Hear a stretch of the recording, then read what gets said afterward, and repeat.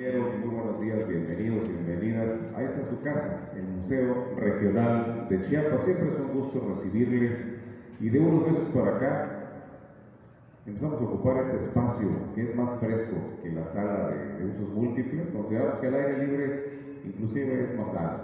Qué gusto estar aquí acompañado de esta naturaleza y bueno, aquí enfrente de nuestro jardín botánico. Bienvenidos todos. Hoy nos ocupa una actividad muy importante.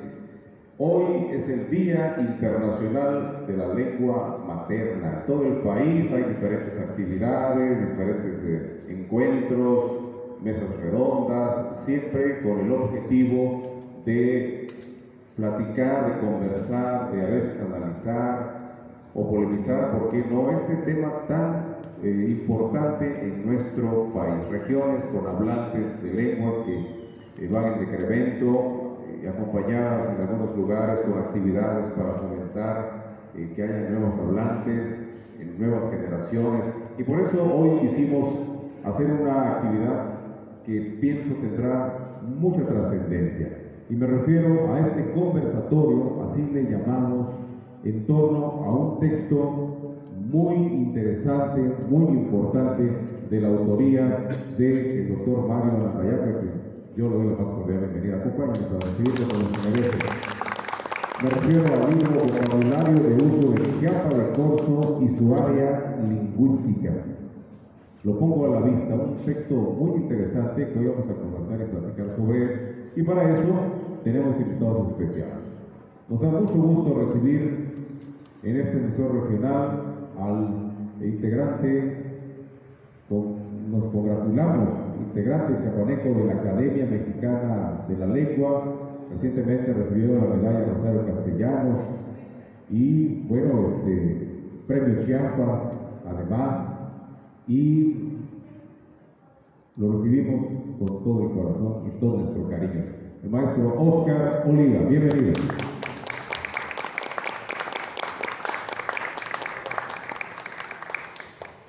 A su lado, un amigo, investigador, académico, a quien aprecio mucho y me da mucho gusto verlo. Tenía algún tiempo que no lo veía. Mi amigo, el doctor Jorge Luis Suárez Macías. Bienvenido, doctor. Es un gusto recibirle. Gracias. Bueno, la dinámica de esta actividad serán algunos comentarios en torno a esta obra. También hay una parte importante en este libro que haremos lectura. Es un proverbio, unas palabras de tipo proverbio del doctor Antonio García de León. Me voy a permitir dar el uso de la palabra en primera instancia con comentarios importantes, desde luego, y les pido que le pongamos mucha atención al maestro Óscar Oliva.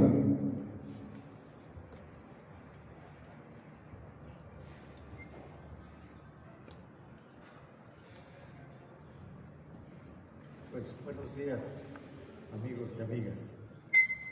Hace un momento, aquí sentados, estábamos platicando acerca de la importancia que tiene la ciencia, la lengua y la cultura en términos generales. Y estábamos platicando, así muy rápidamente, acerca de estos fenómenos extraordinarios que se dan en nuestro mundo actual de la inteligencia artificial. Esta inteligencia artificial que a muchos nos puede dar miedo, nos puede dar pánico también. ¿Hasta dónde vamos a llegar? Y estamos seguros, ¿verdad, doctor?, que en estos momentos, ya saben, cientos, tal vez hasta cientos de miles de personas a través de distintas redes electrónicas, lo que estamos haciendo aquí en este espléndido museo. O si no, lo sabrá dentro de unos cuantos segundos. Entonces, reflexionando sobre esto, hemos platicado Y yo me acordaba que cuando Vulcano siente que no puede tener familia, que no puede tener hijos, ¿sí?, crea a 4 hijas de él. ¿Y de qué los crea? De oro, de oro.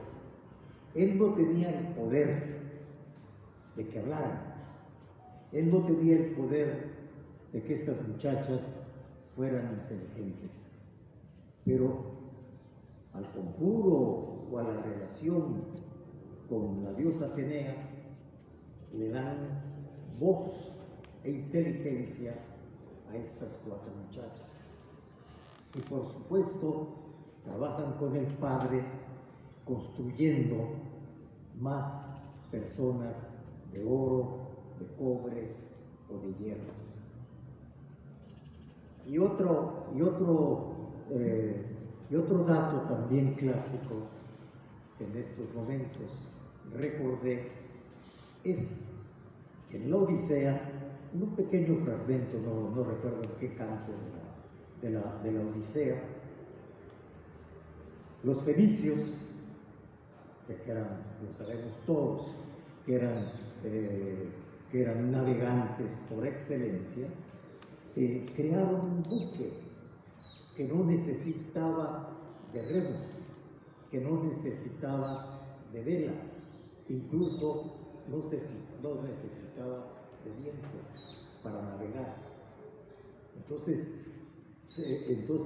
este buque también tenía emociones y tenía pensamiento y podía navegar y llevar a estos expedicionarios del Mediterráneo.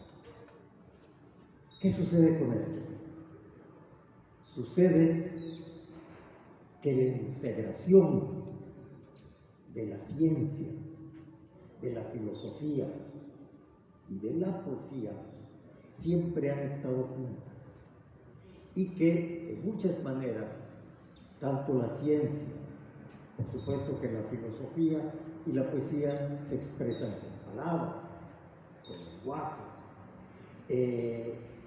y se integran para ir dando estos pasos que la humanidad va ganando día por día. Y en estos momentos lo estamos viendo también. De ahí la importancia de la lengua, de las lenguas, que muchos lo dicen, han formado al ser humano. Porque cuando bajamos del árbol, todavía no sabíamos hablar. Nos comunicábamos por gestos, nos comunicábamos por ademanes y seguramente también a palazos, ¿sí? Pero esta comunicación se da en todas las lenguas que han aparecido en la humanidad. Es la inteligencia de la humanidad expresándose a través de diversas lenguas. Y esta gran lengua, este canto del mundo, con muchos sonidos, con mucha musicalidad, con muchos ritmos, de alguna manera expresa lo mismo que estamos expresando aquí en esta región, ¿sí? Que tal vez expresan desde un principio hasta estos momentos nuestro asombro por las conquistas del ser humano, nuestro asombro por las desgracias del ser humano. Nos asombra también la muerte, el cosmos, todo el universo. Y de alguna manera es lo que hace Mario Namdayapa en este libro. Me gustó mucho este libro desde el comienzo. Este grabado excelente de Franco Lázaro Gómez. Es una madre indígena abrazando a una niña. Atrás de ella parece ser que hay una especie de libro o documento o de códices, no lo sé. Y junto a la madre hay unas jarras de barro.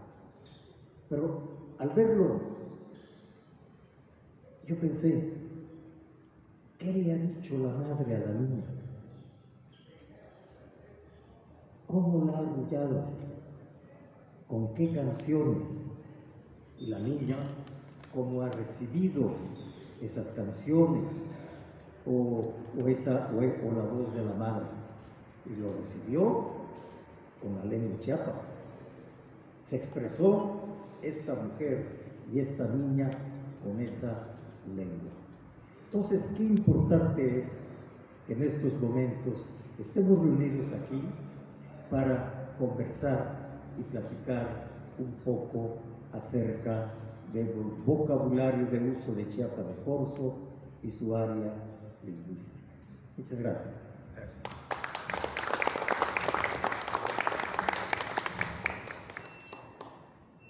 Ya lo decía el maestro Oscar Oliva, importante libro. Fíjense que trae un prólogo de Antonio García de León. Para quienes no conocen a Antonio García de León, él es un historiador que ha incursionado en varios temas del estado de Chiapas. Estuvo aquí hace mucho tiempo haciendo trabajo de campo y bueno, de ahí emanó el libro de Resistencia y Utopía, tan leído, tan consultado, de hecho es su tesis de doctorado de la Universidad de la Sorbona de París. Y para eso tuvo que hacer un trabajo de campo, 500 años de hechos acaecidos en el estado de Chiapas. Antonio García de León hizo el prólogo del libro de Mario Nandayapa. Me pidió Mario que se diera lectura y creo que es muy pertinente, porque es un prólogo exquisito, maravilloso. Me voy a permitir entonces, a nombre de Antonio García de León, de dar lectura a este prólogo que dice lo siguiente: las querencias de la tierra. Así tituló Antonio García de León el prólogo, las querencias de la tierra. Dice: antes que nada, agradezco la invitación del autor Mario Nandayapa para que yo haga aquí la presentación de un libro hecho con la materia de la tierra, del arraigo a las raíces de su región natal y dotado de un espíritu del que en general carecen los diccionarios y los análisis gramaticales. Conozco los excelentes trabajos del autor que de vez en cuando me hace llegar. Quiero aquí navegar por instrumentos y pensar que a lo mejor llegó a puerto sin distorsionar demasiado las intenciones de Mario Nandayapa al escribir este libro que, en lo personal, me toca ciertas fibras por el amor que profeso a esa entidad a la que considero mi segunda tierra natal. Por haber nacido aquí por segunda vez al toparme con la enorme vitalidad de sus relatos, de su historia oral y de gentes a las que entrevisté hace cerca de 40 años. Efectivamente, Antonio García León recorrió muchos lugares entrevistando a gente, sobre todo aquellos revolucionarios, a los mapaches, a los carrancistas. Tuvo esa dicha. La región de la Frailesca y el entorno regional de Chiapa de Corzo, con su español particular, me cautivaron desde un principio. Cuando transcribí los relatos de la Mapachara en un libro que titulé como homenaje a Jaime Sabines, Ejército de Ciegos, hubo quienes me acusaron de haberlo fabulado yo mismo, ¿sí? Han dicho que él inventó esos relatos.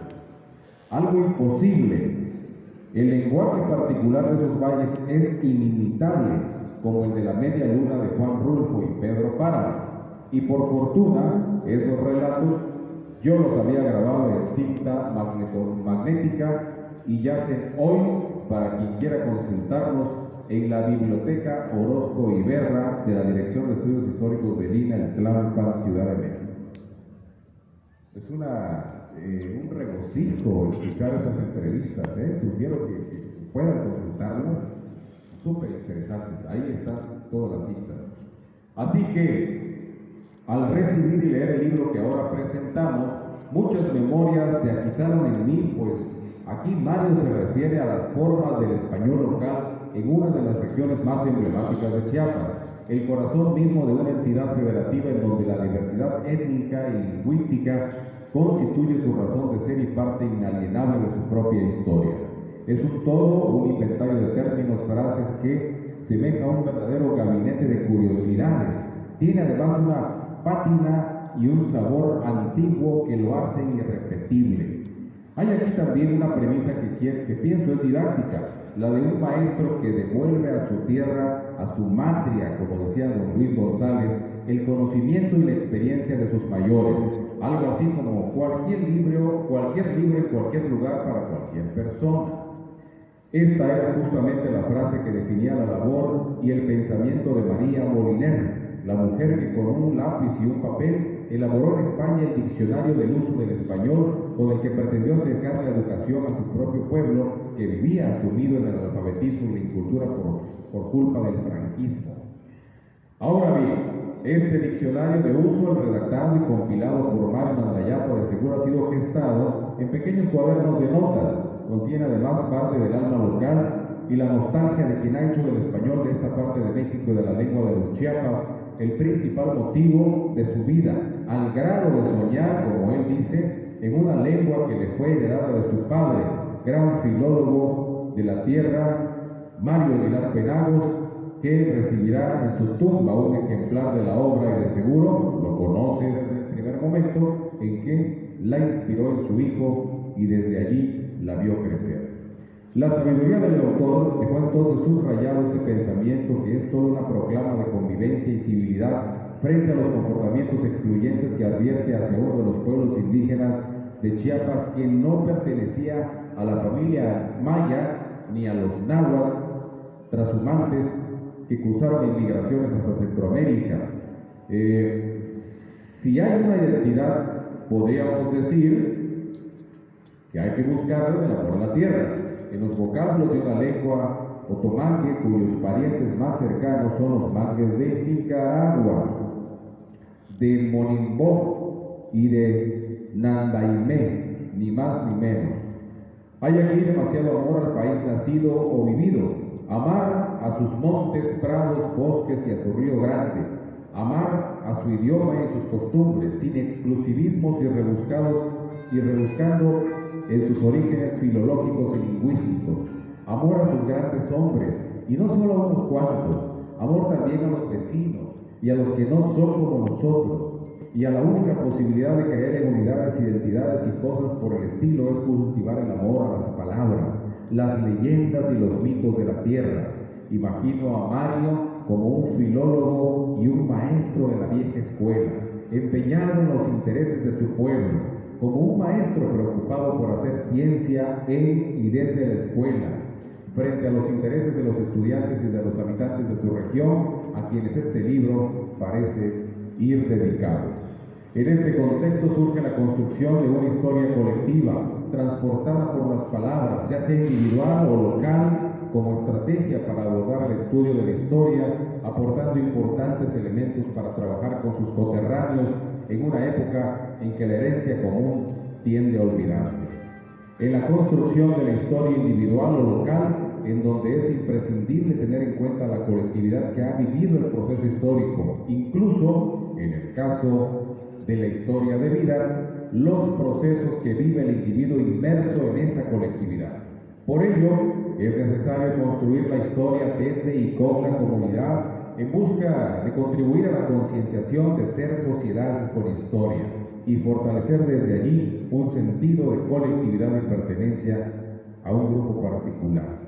En esos lances veo muchas veces a Mario como un Quijote empeñado en que la idiosincrasia local no sucumba ante el avance irrefrenable de la nada o de plano se desbarranque para siempre en el cañón del sumidero. Adicionalmente, se producen diversas relaciones y experiencias como lo establece entre otros el historiador inglés Edward Thompson, quien ha formulado la noción de experiencia en dos momentos: la experiencia vivida y la experiencia percibida por el lenguaje. Por experiencia vivida se entiende aquellos conocimientos históricos, sociales, culturales, que los individuos, grupos sociales o las clases ganan, aprenden al vivir su vida, elementos que se constituyen en nutrientes de sus relaciones mentales y emocionales frente a algún acontecimiento. En el mismo orden, por experiencia percibida, se entienden los elementos históricos, sociales y culturales que los hombres, los grupos, las clases toman o aprenden del discurso político, filosófico o religioso de los medios, de los textos y de los distintos mensajes culturales o ideológicos. En suma, deseo el mejor éxito editorial a este trabajo que, como aquel antiguo tratado sobre el habla de San Cristóbal de Gutiérrez Skilsen, en donde recuerdo las chiquitibolas, las piruetas de los pichitos en el pelpichi y otras maravillas. Rosario María Gutiérrez Skilsen fue una lexicógrafa mexicana, lingüística, educadora y poética, que es recordada por sus estudios sobre las peculiaridades regionales de la palabra en su estado natal de Tabasco y en Chiapas, así como por su pionera labor como maestra y pedagoga en Tabasco y México en general. Aquí me maravillo ante la cantidad de expresiones particulares de esta cuenca del Río Grande de Chiapas, tan especiales y que enriquecen el conocimiento de nuestra lengua, reductos y transformaciones de un español antiguo, que de seguro se remontan a los tiempos del encomendero Baltasar Guerra, del cacique Juan Atonal y otros personajes de la historia de Chiapas, de los indios.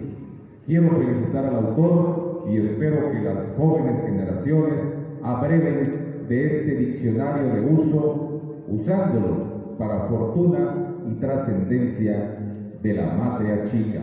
Antonio García de León.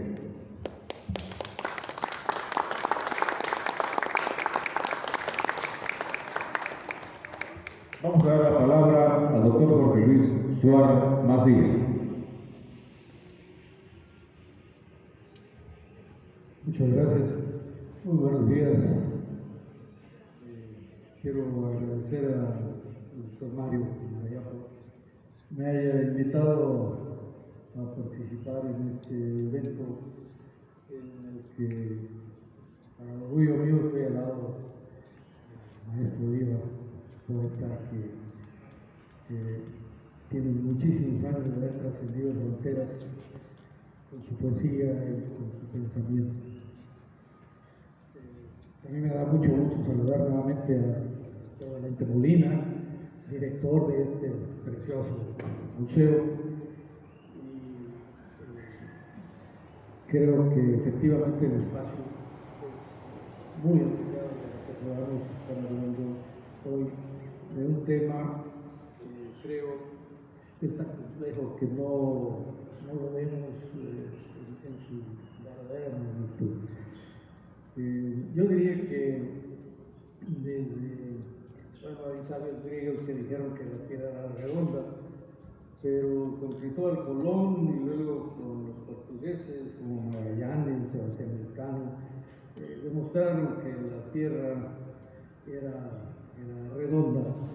Empezó ahí un proceso que se ha venido acelerando. Primeramente yo diría que fue una globalización económica, ¿no?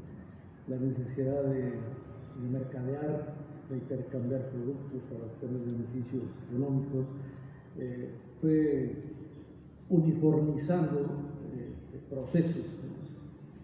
Pero yo creo que podríamos decir que ya hubo una globalización más a detalle, más cercana, hasta finalmente llegar a lo que estamos viendo actualmente, una globalización cultural que representa una erosión muy importante en las culturas de los pueblos de este planeta, ¿no? Esa erosión es manifiesta en la pérdida de materiales genéticos, como por ejemplo el maíz, el frijol, todas esas plantas cultivadas durante miles de años, cómo se han ido reduciendo. Nos vamos quedando con algunos materiales mejorados y esa enorme diversidad que había se va perdiendo. Y eso tiene que ver también con el proceso de la erosión lingüística. Estamos ante un fenómeno que, como decía, es muy complejo, bastante que hace que no estemos, creo yo, atendiéndolo en la medida que nos permita, si no evitarlo, al menos frenarlo, ¿no? México es uno de los países del mundo con mayor diversidad lingüística.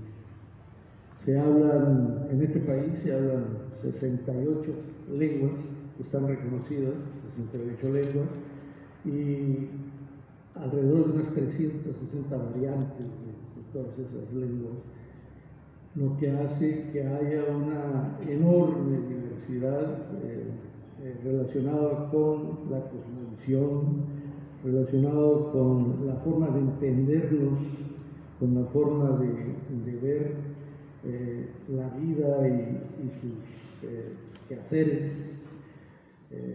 Por ejemplo, hay comunidades indígenas que ven la medicina de una forma muy distinta de como lo ven en los hospitales o la medicina que consideramos comercial, ¿no?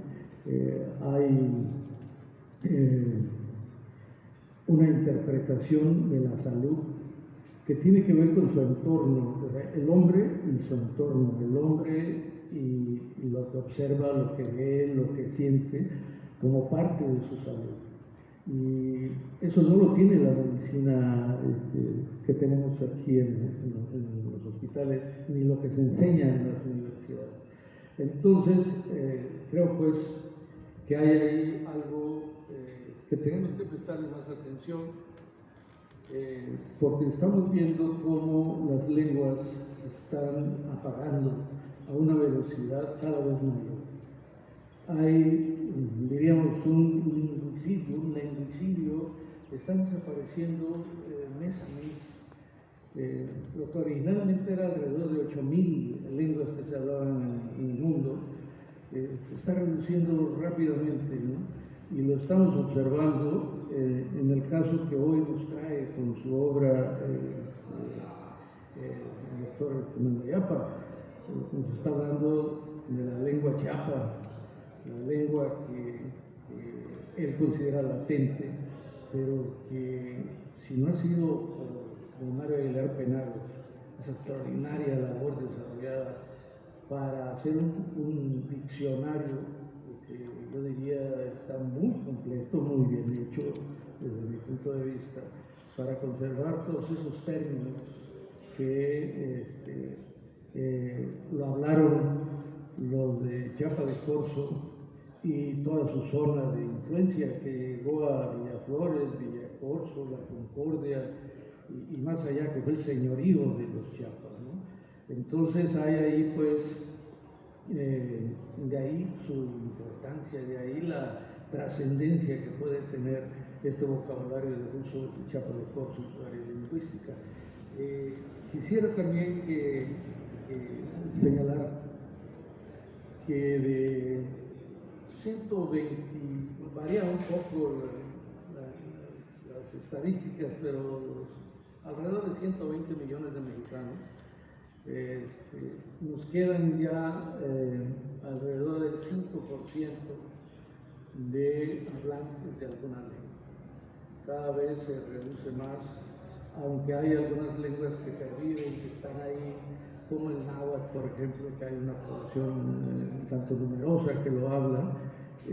Por ejemplo, el celtal, el tzotzil, hay una población relativamente grande que lo habla, pero tenemos el caso del moxó, por ejemplo, de Motocintla, que prácticamente ya está condenada a muerte, ¿no? En ese sentido, yo comparto ese sentimiento que tenía el doctor, ¿cómo se llama? No, el del museo, el del zoológico, del zoomate, Álvarez del Toro, que con profunda tristeza él antes de morir decía, es que ya se acabó la selva lacandona, ¿no?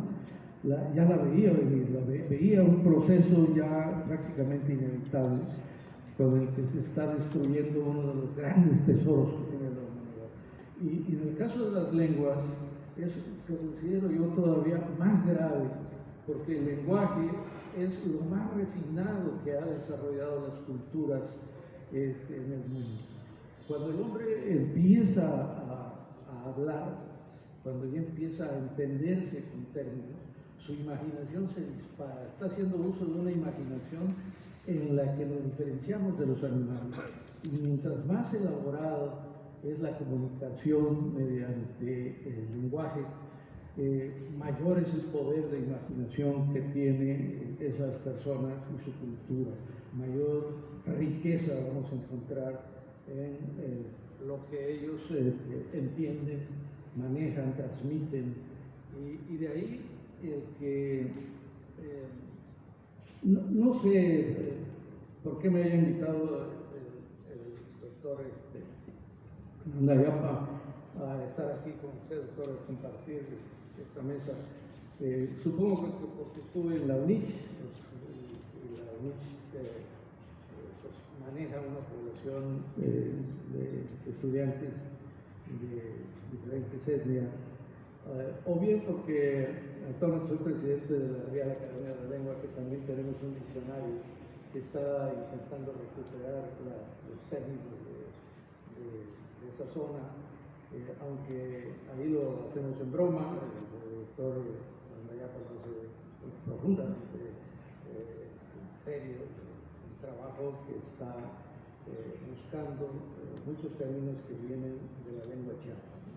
Y entonces yo quisiera comentar brevemente que en el caso de la educación intercultural, después de la experiencia, de la riquísima experiencia de haber sido rector en esa universidad, veo que, bueno, nace por los acuerdos de San Andrés de Arranza y por la demanda campesina de que necesitaban una educación que permitiera el diálogo de saberes, lo que hay entre una cultura y otra u otras, y cómo entenderse respetando cada uno de sus formas de ser y de entender el mundo, ¿no? Y en ese sentido, pues, creo que las universidades interculturales tienen un modelo educativo que busca eso, se entiende que lo buscan eso. Pero la cuestión es que yo veo desde mi experiencia que tiene un alto grado de dificultad conseguir la efectividad del modelo. Creo que uno de los problemas que tiene la enseñanza intercultural y las universidades interculturales es su planta docente, que necesitamos profesores que requieren una capacitación más intensa incluso que la que tiene en el modelo educativo tradicional del sistema educativo mexicano, que por cierto, no es un sistema, no opera como un sistema. La definición más simple de un sistema es una serie de partes, de elementos que están interactuando para conseguir un determinado objetivo, un fin determinado. Les podría poner el ejemplo de una bicicleta como un sistema cuyo objetivo es trasladarnos de un lugar a otro con menor esfuerzo que si hiciéramos caminando y con mayor rapidez, ¿no? Y ese sistema tiene ruedas, tiene cadena, tiene manubrio, tiene el sillín, tiene el cuadro que lo integra todo, incluso hasta timbre, ¿no? Algunas, ¿no? Y si lo vemos como un sistema, cuando se descompone una de esas partes, ya es difícil conseguir el objetivo propuesto.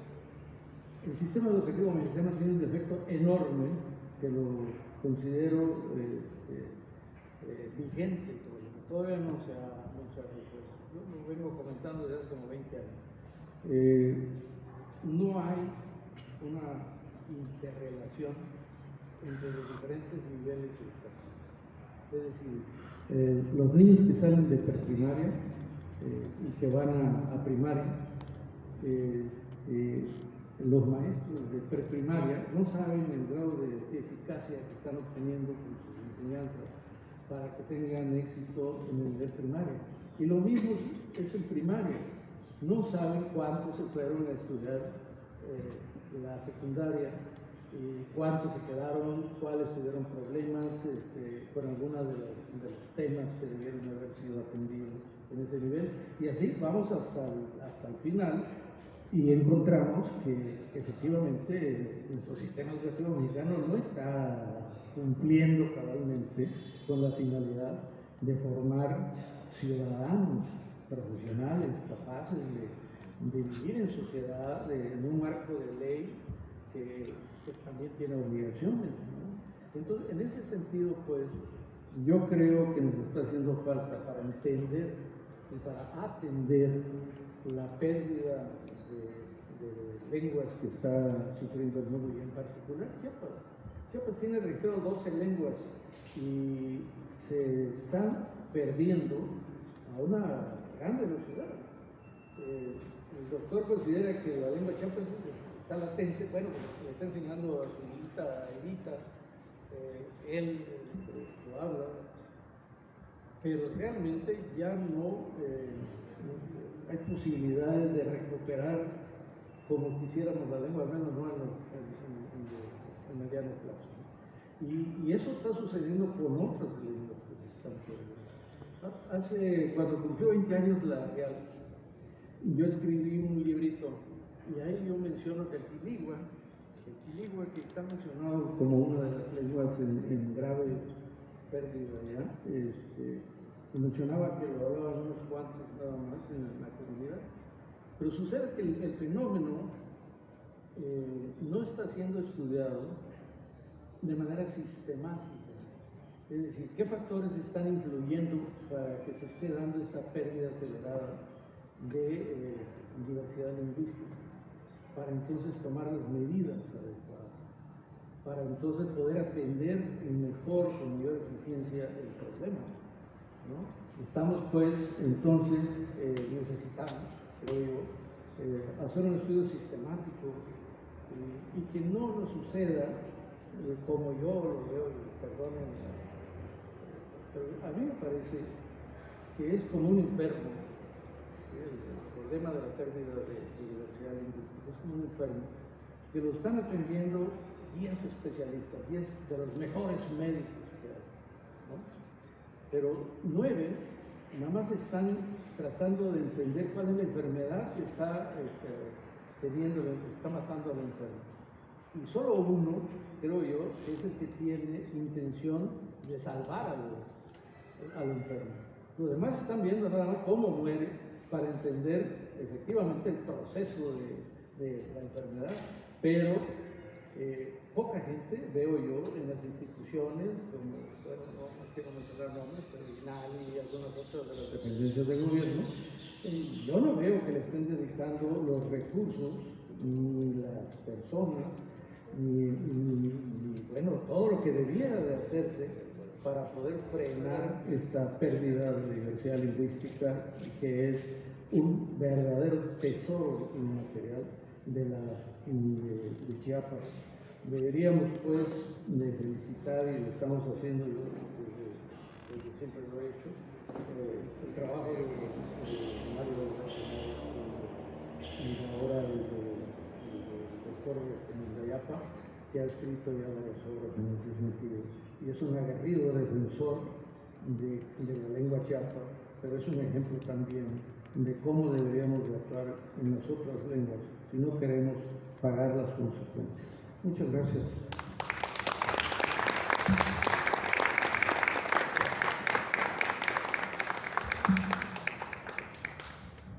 Bueno, ¿qué les parece si ahora escuchamos al autor?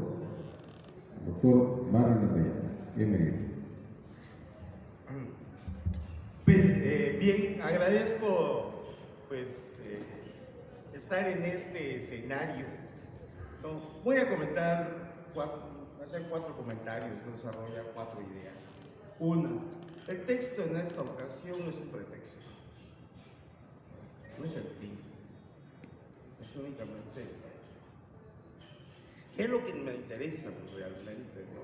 Y ya se ha comentado por un lado, es precisamente que esta cultura de los Chiapas sea una cultura visible. Desafortunadamente, a través de su historia, ha tenido, yo tengo varias hipótesis trabajando con diferentes autores, el por qué no hay estudios formales de ella.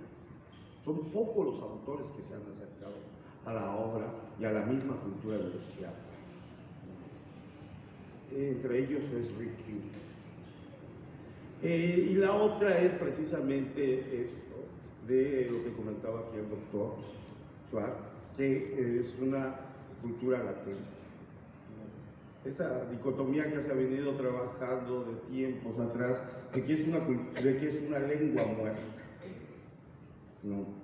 Es una cultura latente, ¿por qué? Porque está a través de todas nuestras manifestaciones culturales, no solo en la representación lingüística, entre nuestras danzas, nuestra forma de entender la muerte y la vida, en nuestras comidas, en nuestros ritmos, en fin, en todo ese universo, no solo ritual, sino también en ese universo cotidiano está presente.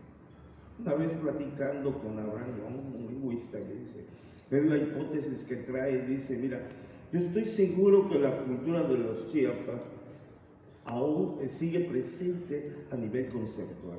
Es decir, mucha de esta parte de esta población aún construye en su lengua materna original, que es la lengua chiapa, y luego lo traducimos al español. Por eso vamos a ver, entre comillas, una serie de problemas sintácticos. Porque nosotros no tenemos el artículo, pues vamos a ver la falta o el mal empleo de los artículos, ¿no? El colores, etcétera, ¿no?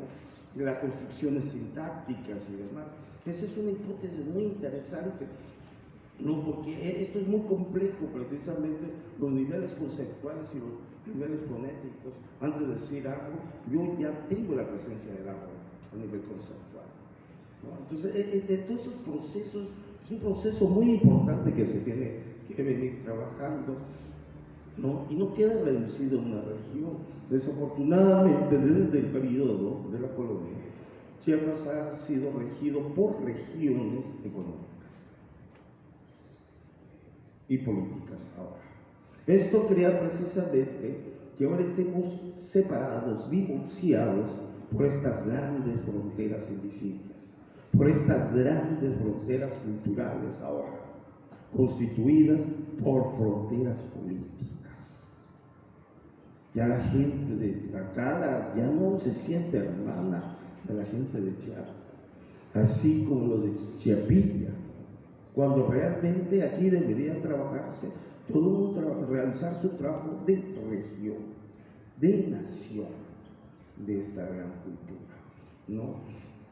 Hay un libro que es formidable y que desafortunadamente se han publicado, hay libros que se han mutilado y que se han publicado aquí en México, ¿no? Por ejemplo, el de Stephens fue publicado precisamente nada más la parte cuando está en Chiapas. Cuando llega a Guatemala lo cortan, ya no llega a Honduras. Nosotros conocíamos nada más la travesía que hace hasta llegar a la Usumacinta. Así pasa precisamente con Thomas Page. Es un librito que estuvo vendiendo CEP70, el más divulgado, y es la parte de Chiapas. Cuando es un libro muy complejo, no complejo, es un libro más amplio, y que llega precisamente hasta Nicoya, la península de Nicoya, donde están los grandes estudios lingüísticos de esta lengua. Él, sin saber qué es lo que hizo el gran recorrido por todo lo que era la ruta comercial de los Chiapas, sin percibirlo. Por eso estuvo en Acala, por eso estuvo en Chiapas de Corzo, en fin, hizo todo ese recorrido. Está en Nicoya, está en Granada, hacen unas descripciones bellísimas ¿no? Efraín, pero que desafortunadamente ha pasado desapercibido. En cambio, cuando Frank Blunt da a conocer este libro de la Torre y que después lo vuelve a retomar desde otra mirada contemporánea, Andrés Fábregas, pues es un autor colonial y ya podemos establecer una ruta, o bien como lo hace con Jovel, en el libro Jovel, ¿cómo se llama? Con Mazariegos, Berto Morales Constantino, ¿no? Es decir, aquí tenemos una ruta bien interesante. Pero aquí hay algo que es muy relevante. La cultura de los chiapas es muy peculiar a las otras culturas. ¿Por qué? Porque en 1524 se da la primera confrontación, se da la derrota por parte de los españoles, por supuesto. En 1528 son derrotados los chiapas por ciertas estrategias. En 1532 se da la primera sublevación indígena con San Guillermo. Pero en ese momento comienza un gran proceso que es importantísimo y que ha pasado desapercibido. Lo que hacen los chiapas es la construcción de un gran caballo de Troya. Comienzan a trabajarlo desde adentro, ¿no? La ladinización, un proceso de ladinización. Comienzan a derrotarlo, hasta que lo derrotan. Perdieron la lengua. Ese era uno de los riesgos que tenían, pero ganaron la guerra. Perdieron la lengua, mas perdieron la guerra. Perdón, la guerra lo ganaron. Y quedó en riesgo nuestra guerra, desafortunadamente. En ese gran proceso que fue ese proceso de ladinización, ahí podemos encontrar todavía los famosos lavados de sangre, ¿no? Por ejemplo, pues era una cacique chiapa, la madre de Joaquín Gutiérrez Canales. Canales, después de un juicio de lavado de sangre, se pone el apellido Canales, no era Canales. Pero en fin, aquí lo que estoy planteando a final de cuentas, que hay todavía un gran escenario por trabajar, hay un gran escenario por discutir, hay un gran escenario fértil de intereses y de interesados. Eso me llama la atención. Jóvenes que ahora vienen los compañeros a estar con nosotros, gente ya estudiosos, ya trabajando desde otras disciplinas esta lengua, y esto anima mucho, ¿no? Yo estoy muy orgulloso de esta oportunidad que estén ustedes acá. Por supuesto, el maestro Óscar Oliva, que es mi mentor y maestro pues, de por vida. El maestro, por supuesto, Suárez. Yo tuve la fortuna de que me publicase 2 libros, el libro de los mapaches, que lo hicimos aquí con Valente, precisamente cuando fue rector de la Universidad Intercultural. Pero gracias también en procesos fue publicado este libro por la Universidad Intercultural en otro momento. Coincidimos en un evento muy importante, precisamente en el Senado de la República, e hicimos una donación, hicimos una propuesta de INAGRI que quedó en el aire. Pero seguimos haciendo este ejercicio, ¿no? Están todos ustedes aquí, mis amigos, mis hermanitas, todos amigos míos, ¿no? Están en esta oportunidad, y eso realmente me anima mucho a seguir esta labor, ¿no? Esa primera era esa primera parte de dar un pequeño antecedente, y este libro a mitad de cuentas da cuenta de cómo es vigente esta lengua, entre comillas. Yo retomo ese concepto de este libro, que son las culturas híbridas de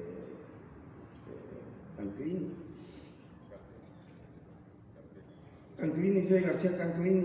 Yo retomo ese concepto, pero lo paso ya al territorio de la lingüística. Precisamente, y es cuando comienzo a trabajar, que es latente.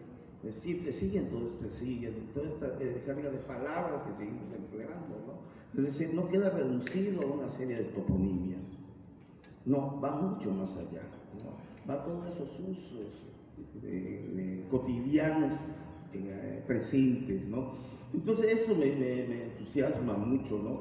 Entonces esta oportunidad y este escenario que nosotros formulamos y en esa conjugación de mis amigos es un homenaje precisamente a nuestras lenguas, al reconocimiento de las mismas.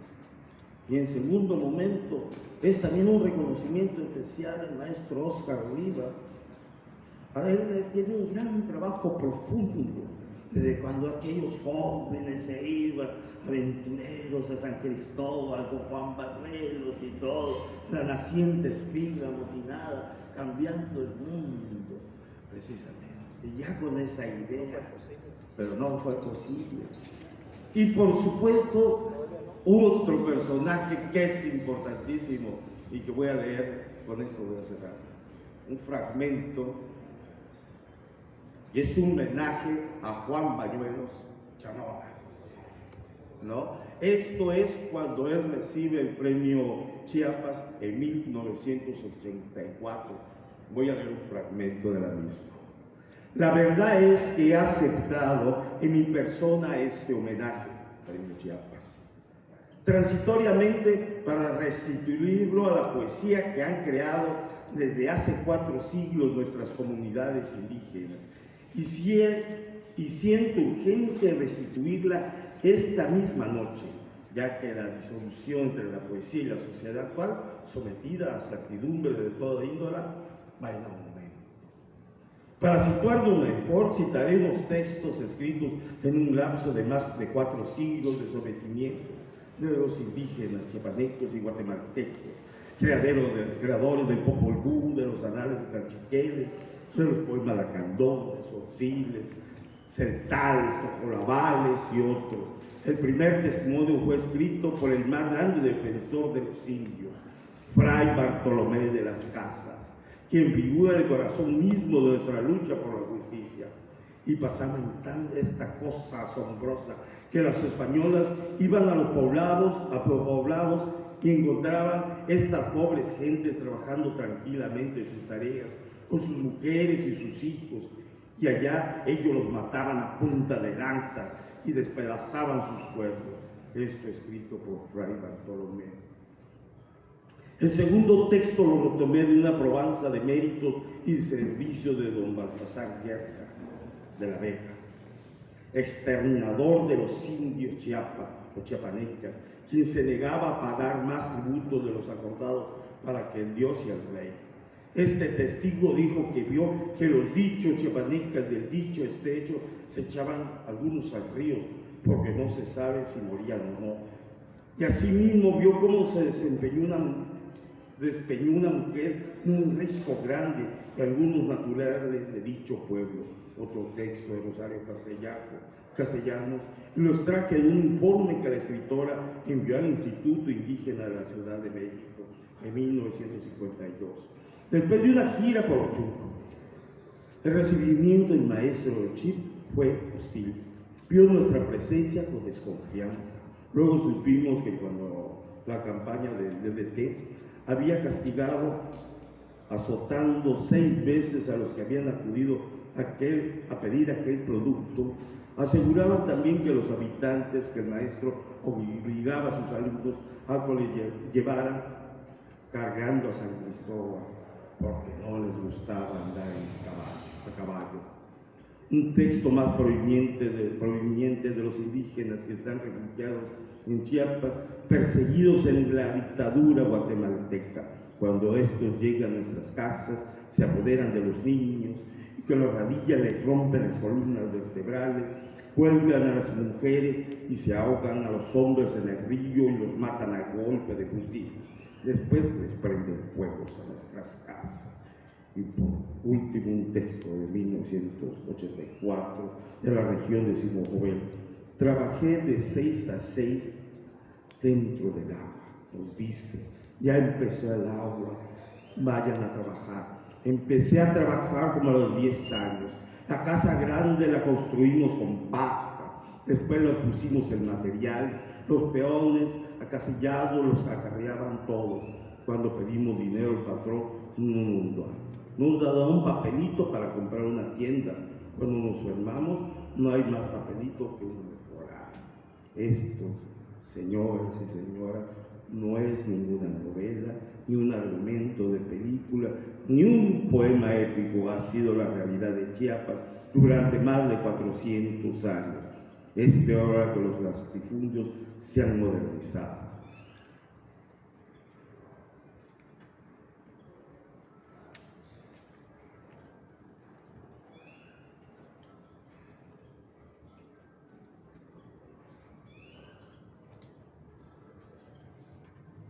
Bueno, hacen una serie de peticiones muy puntuales, pues no voy a, por lo extenso no voy a leer ya la conclusión.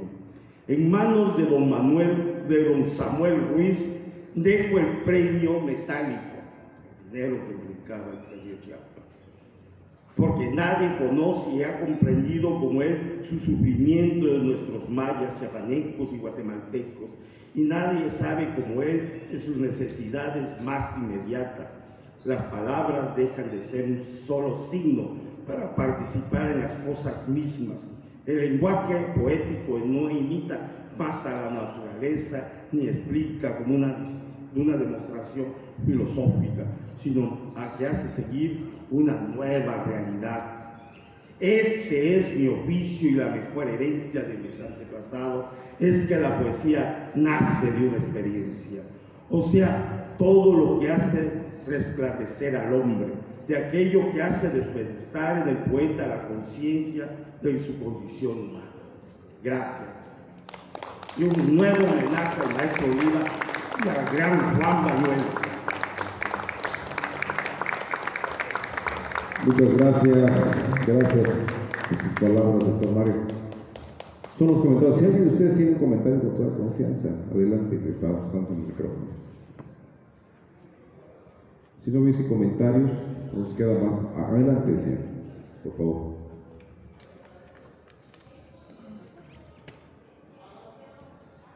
Bueno, bastante conmovido con la presentación. Bueno, lo poco que pude, porque ya no puede llegar a todas, pero sí oí bastante. Felicitar aquí a mi hermano chiapaneca. Yo soy de Suchiapa. Tuve el placer de publicar un capítulo del libro que se llama Etnología de los Chiapanecas, de la cultura viva, desde la cultura muerta del idioma muerto a la cultura viva, porque como decía aquí el hermano chiapaneca, en Suchiapa, hasta donde sé, el último municipio donde se habló el chiapaneca, pues aún queda gran parte de la cosmovisión. Mi bisabuelo fue uno de los últimos hablantes de Chiapas, y pues desafortunadamente por un pacto, como lo narra la doctora Yolanda Palacios Gama, ya se dejó de hablar el chiapaneca, se dejó de pasar de generación en generación. Mi abuelo desafortunadamente ya no lo heredó, ya no lo supo hablar, y menos mi padre, pero pues queda la cosmovisión, quedan los apellidos, Nurtungo, Nandayapa, Cungatí, nombres de lugares, Nandayalú en Suchiapa, entre otros. Nimalarí, que es de hecho una asociación queríamos enfocarnos a lo que es la recuperación de la cultura, pero como yo soy biólogo, mi formación nos hemos enfocado más a proyectos ambientales, pero ojalá y algún día podamos colaborar, ¿no?, en la recuperación, si es que se puede dar, de nuestra lengua chiapaneca y de parte de la cosmovisión, que pues desafortunadamente pues quedaron nada más, por ejemplo, oración de la espadaña, ¿no?, de Santísimo Sacramento, pues es de las pocas. Es el mismo canto de la flor de Villanito. Cambiarse a transportar. Exactamente. Pues, Santísimo. Bueno, en el caso de Suchiapa, pues la copa de la flor, donde pues van a traer una cícada amenazada, que es la de Merolay, o Nimalarí, en su nombre, hoja de pluma, por sus vocablos, Nima, hoja, Larí, pluma. Y pues un gusto haber escuchado, y pues esperemos colaborar y ayudar. Para lo que guste en Suchiapa, pues cuenta con nosotros. Conocemos a los tradicionalistas, conocemos la gente que todavía sabe su raíz chiapaneca, que a pesar de todo el colonialismo y de toda la opresión que se vivió, saben que descienden de los chiapanecas, que desafortunadamente, como lo comentábamos en una plática pasada con el maestro, ya no son la mayoría creen que descienden de los Opes, y probablemente por las migraciones algunos sí desciendan, pero algunos no, tienen apellidos chiapanecas. Y pues muchas gracias. ¿Algún otro comentario? Maestro Molina. Gracias. Buenos días a todos. Les agradezco la invitación que nos hizo aquí nuestro amigo Mario Nandayapa para estar presente. Y de veras es un lujo estar conviviendo con Ernesto Oliva, con Jorge Luis Paz, con Valente Molina, con todos ustedes.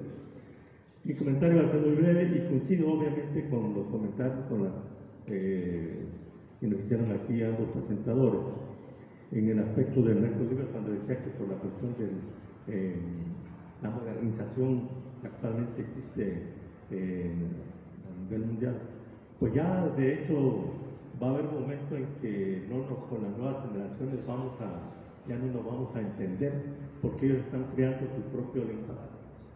Si yo reviso el celular de mi hija, ella utiliza un vocabulario que ya muchas veces ya no le entiendo. Ellos hacen sus propias palabras y de esa manera pues se va perdiendo el lenguaje. En alguna época, más o menos cuando surge el diccionario de la Real Academia, también allá en Tapachula un servidor se abocó a hacer un trabajo más o menos parecido, que se llama Vocablos, Modismos y Barbarismos del Choconosho. Y todo surgió por lo siguiente, porque en una ocasión, un mes de marzo, con calor infernal aquí en Tuxtla, caminando por el centro, pasé a una farmacia, compré una botellita de agua de esas pequeñitas y me la tomé de un sorbo. Seguí caminando, me encontré en el parque central a un amigo que anteriormente se rendían bajo los nambimbos. Desafortunadamente ya quitaron las bancas, ya no hay ese punto de encuentro. Me encontré un amigo de Whistler, de origen asiático, y le platiqué, fíjate que con este calor tomé el agua y me la empujé. Se empezó a reír. Y yo, ¿por qué te ríes? Yo, porque esa palabra empujar, años que no la he escuchado. Este amigo tendría unos 75, 80 años más o menos. A los pocos días, viene mayo, viene mi hija de vacaciones y me da una camisa. Y le digo, hija, esta camisa que me diste me queda muy tilín. Papá, ¿qué me está diciendo? Que me queda muy apretada. Entonces, ahí me di cuenta de que mi amigo viejo y mi hija joven no entendían, ya estaban perdiendo, uno ya lo perdía y el otro no lo sabía. Ahí me surgió la idea de empezar a escribir, buscar amigos, y así es como surgen vocablos. En ese libro, pues tenemos nuestra muy forma de hablar allá en la costa, en Tapachula. Por ejemplo, aquí al Nucú, llaman Nucú, allá nosotros le llamamos Cincín. Aquí le dicen ombligo, nosotros le llamamos mucho. Aquí le dicen papalote, nosotros le llamamos barrilete. Aquí le dicen indígena, nosotros le llamamos chirico. En fin, son palabras muy de allá que se están perdiendo. Actualmente ya los niños ya no juegan canica, ya no juegan trompo, ya no juegan barrilete. Y obviamente todos esos vocablos que utilizamos nosotros, del chamaco, ya no lo hacen. Cuando jugábamos canica, alguien le decía, hasta el cómics. ¿Qué es un cómics para ustedes? Es el agujerito que se hace para meter la canica y llevar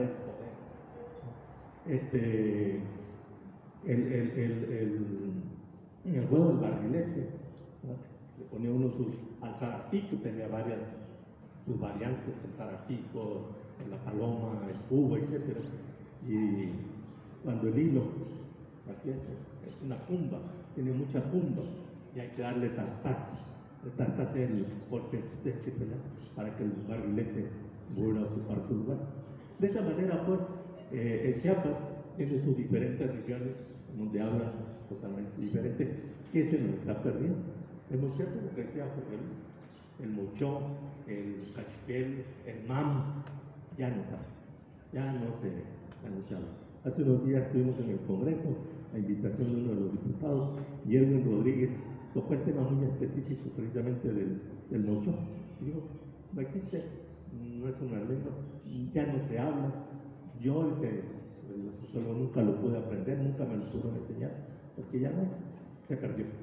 Y de esa manera están perdiendo, ¿no es cierto?, muchas lenguas a nivel mundial, a nivel nacional, a nivel estado, y debemos de hacer algo.